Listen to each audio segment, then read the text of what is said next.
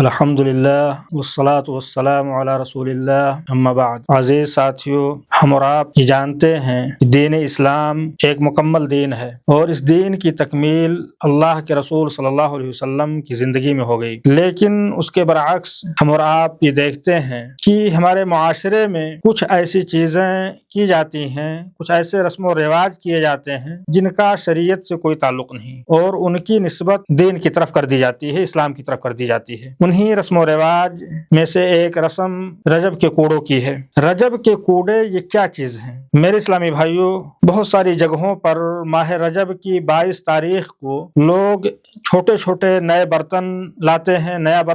ہیں اور اس کے اندر شیرینی، مٹھائی یا اس طرح کی چیزیں اس میں ڈال دی جاتی ہیں اور پھر اس پر فاتحہ کیا جاتا ہے اور ان تمام چیزوں کو امام جعفر الصادق کی نظر کیا جاتا ہے، اور یہ عقیدہ رکھا جاتا ہے کہ جو آدمی یا جو عورت اس 22 رجب کے کوڑوں پر ایمان لائے، اس کا اہتمام کرے، اس کو امام جعفر الصادق کی نظر کرے تو اس کے مشکلات دور ہو جاتے ہیں، اس کی پریشانیاں دور ہو جاتی ہیں۔ اور اگر کوئی آدمی اس کے برعکس ان کوڑوں پر ایمان نہ لائے، اس کا اہتمام نہ کرے، تو پھر اس کی پریشانیوں میں اضافہ ہوتا رہتا ہے، اس کی پریشانیاں بڑھتی رہتی ہیں اور وہ انسان مشکلات اور مصائب سے دوچار ہوتا رہتا ہے۔ میرے اسلامی بھائیوں، کیا یہ عقیدہ رکھنا صحیح ہے؟ آئیے ہم اور آپ جاننے کی کوشش کرتے ہیں کہ اس چیز کی شروعات کہاں سے ہوئی اور ہمارے معاشرے میں کیسے یہ چیز آئی۔ ہم اور آپ جانتے ہیں کہ امیر معاویہ رضی اللہ تعالیٰ عنہ جو مسلمانوں کے خلیفہ تھے، اہل تشیع کو ان سے کچھ چیزوں میں اختلاف تھا، اور اہل تشیع سے مراد شیعہ حضرات ہیں، اور خاص طور سے شیعہ میں جو ان کا امامیہ فرقہ ہے۔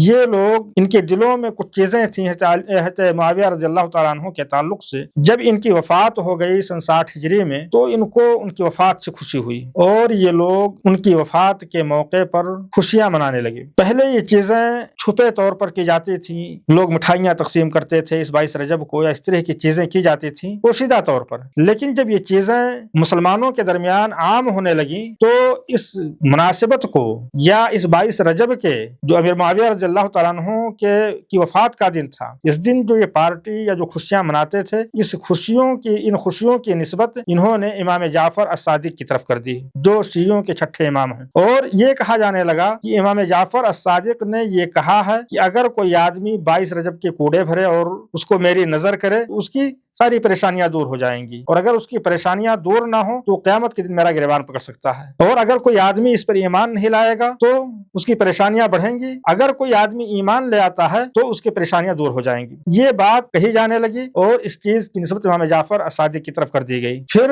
یہ چیز معاشرے میں دھیرے دھیرے اس چیز کو امام جعفر سے جوڑ کر کے دیکھا جانے لگا، لیکن میرے اسلامی بھائیو، یہ چیز یہاں سے نکل کر کے بر صغیر میں انڈیا، پاکستان اور بنگلہ دیش، اس طرح کے جو ممالک ہیں، یہاں کیسے پہنچی؟ اس سلسلے میں بعض لوگوں نے لکھا ہے کہ ایک شاعر امیر مینائی تھا جو رامپور میں تھا، اس کے بیٹے خورشید احمد مینائی نے ایک کتاب لکھی داستان عجیب کے نام سے، اور جیسا کہ میں نے کہا کہ یہ جھوٹی نسبت تھی امام جعفر الصادق کی طرف، انہوں نے ایسا کہا نہیں تھا، بلکہ وہ اپنے دادا کے دین پر چلنے والے تھے، اپنے خاندان کے دین پر چلنے والے تھے، وہ اہل سنت والجماعت کے مبلغ تھے، فقیہ تھے، علماء نے لکھا ہے کہ وہ ایک عالم تھے، اور وہ ایسی چیزیں کیسے کہہ سکتے تھے؟ اس نے ایک کتاب لکھی اور اس کتاب کا نام داستان عجیب رکھا، اور اس کے اندر ایک من گڑھت واقعہ جس میں اس چیز کا بھی تذکرہ کہ امام جعفر نے ایسا کہا ہے، اور اس کتاب کو چھپوا کر کے داستان عجیب کے نام سے لوگوں میں تقسیم کر دی۔ پھر تقریباً یہ 1906 عیسوی کا معاملہ ہے جب یہ کتاب چھپی، اور اس کے بعد یہ چیز وہاں پہنچ گئی۔ پھر اس کے بعد یہ چیز وہاں سے 1911 میں نکلتی ہے، لکھنؤ اودھ کا جو علاقہ تھا، اس علاقے میں بھی اس کتاب کو تقسیم کی گئی۔ ہوا یہ کہ پہلے یہ چیز شیعوں کے اندر تھی، لیکن دھیرے دھیرے یہ چیز شیعوں سے منتقل ہو کر کے جو سادہ لوح قسم کے